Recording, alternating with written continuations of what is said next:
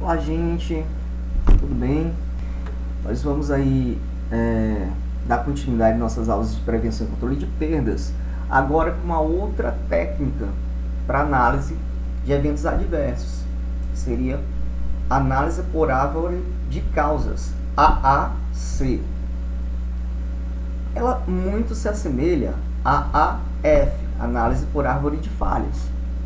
No entanto, uma reside nos fatos, ou seja, nos eventos ocorridos. A análise de árvore de causas, ela consiste nos fatos, enquanto a análise de árvore de falhas, ela consiste em eventos potenciais. Então, para que a gente possa entender profundamente como um acidente ocorre, a gente tem que entender as suas causas. Então, muitas vezes essas causas estão relacionadas à gestão, à cultura organizacional, à liderança. Então, a gente precisa ver as causas imediatas, e similar ao que a gente estava vendo, por exemplo, em análise de árvore de falhas. Tá? Mas, como a gente diz, existe uma diferença básica. Então, na análise de árvore de causas, a gente vai buscar reconstruir o acidente a partir da lesão até os fatores mais relacionados, mais remotos, estão relacionados à sua origem, que seriam causas muitas vezes gerenciais. Então, para isso, a gente tem que entender o que é um sistema relacionado a uma situação de trabalho. Ora, a situação de trabalho em si, ela forma um sistema, porque o sistema seria um conjunto de partes independentes que, articuladas, elas chegam a uma função, ela tem uma finalidade. Ora, quais seriam essas componentes, partes independentes que nós teríamos para uma situação de trabalho? Para a gente analisar ela utilizando a técnica de análise de árvore de causas. Para a gente entender como é que a gente vai fazer, a gente divide esse sistema em subsistemas. O indivíduo em si é um subsistema, é uma componente do sistema. A tarefa em si é uma componente do sistema. O material é uma componente do sistema.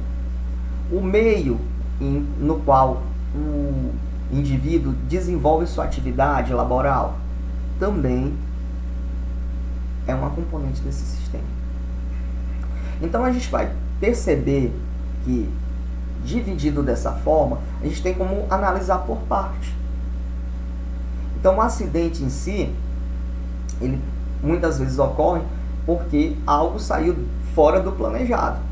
Se é que eu tenho uma atividade planejada, se eu tenho uma atividade planejada onde eu tenho identificação, onde eu tenho a parte de avaliação, controle dos riscos e dos perigos, a gente percebe que se algo der errado é porque teve alguma variação, alguma perturbação desses componentes em si, dentro do desenvolvimento da atividade. Então, especificando os componentes, hoje nessa aula é uma aula introdutória para essa ferramenta, a gente vai especificar os componentes. Então, especificando os componentes em si, o indivíduo, a pessoa que física e psicologicamente trabalhem no seu meio profissional, trazendo consigo efeitos, fatores extraprofissionais. Por exemplo, uma variação. A gente sempre fala aqui que existe o auto seguro, né? Existe as condições do meio ambiente de trabalho, existe o fator pessoal de insegurança. Né? O ato seguro muitas vezes relacionado à negligência, imprudência, imperícia. Aqui falamos nas aulas passadas, as condições do meio ambiente de trabalho são condições inerentes ao meio ambiente de trabalho, a gente vai ver isso no meio, aqui, numa das componentes.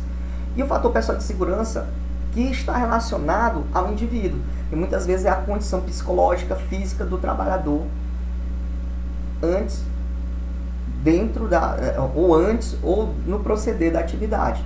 Vou dar um exemplo: o trabalhador que chega embriagado, está com as suas condições físicas e psíquicas alteradas. Então, para o risco das atividades que ele venha desenvolver, dependendo da atividade, é muito alto. o cidadão está desenvolvendo atividade em pressões anormais de trabalho. À medida que a gente está subindo a pressão, ele começou a passar mal. É por isso que a gente observa que a NR15, né, ela diz que o sujeito está sendo monitorado. Né? Então deve ter meios de comunicação para que o sujeito submetido a pressões anormais de trabalho, ele possa estar se comunicando com a equipe para dizer como é que você está se sentindo, né? À medida que a gente está aumentando a pressão aí no tubulão, para execução de fundações, enfim, vocês viram aí outras disciplinas. Então seriam essas condições, né?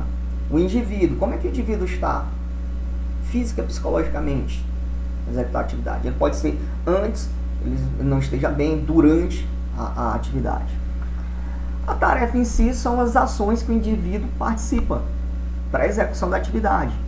Aí ele vai ter que sinalizar uma rua, ele vai ter que amarrar a escada, enfim, o que ele vai fazer? Quais seriam as atividades que ele tem que desenvolver para a execução daquela tarefa? Podem haver variações ou perturbações dentro dessa atividade. A gente vai ver que essas perturbações elas podem ser habituais ou elas podem ser também, vamos dizer assim, fortuitas.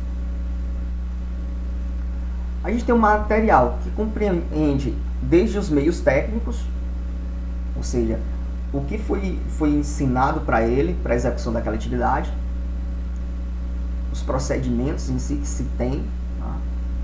O material, o equipamento, uma variação que a gente pode dizer que pode ocorrer seria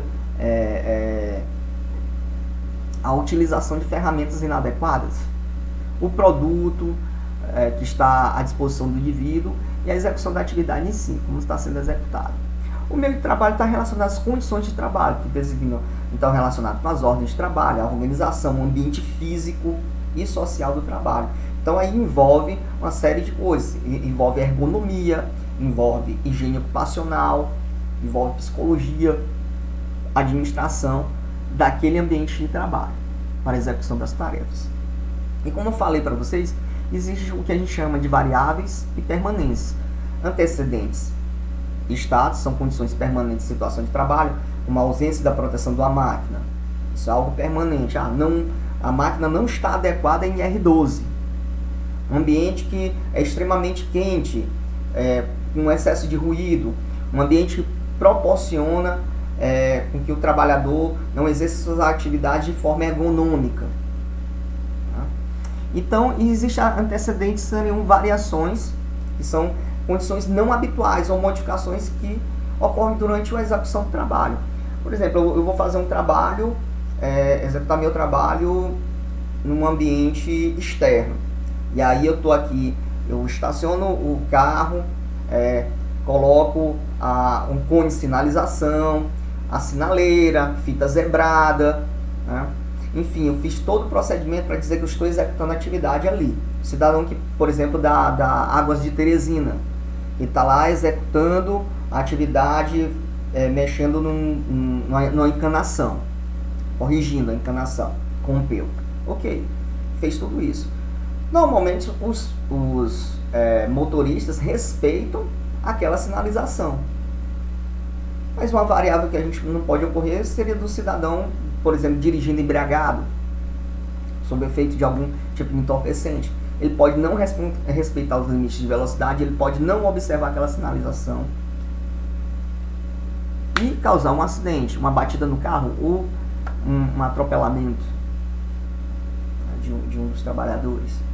Enfim, essas coisas são variáveis que de repente você não pode prever, né? Você se preparou para toda uma situação onde o cidadão respeita a sinalização, mas essa é uma variável que pode ocorrer, uma modificação dentro do desenrolar da tarefa, certo? Que não foi prevista em análise preliminar de risco.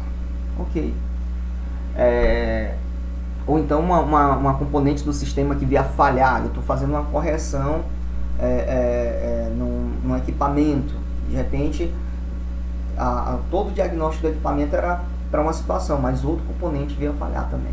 São situações que não habituais. A gente vai terminar a aula de hoje aqui para a gente fazer a aplicação. Óbvio que eu vou fazer uma revisão desses conceitos, mas, no entanto, a gente vai ver como seria a aplicação em si da análise de árvore de causas, tá bom? Então, até a próxima, gente.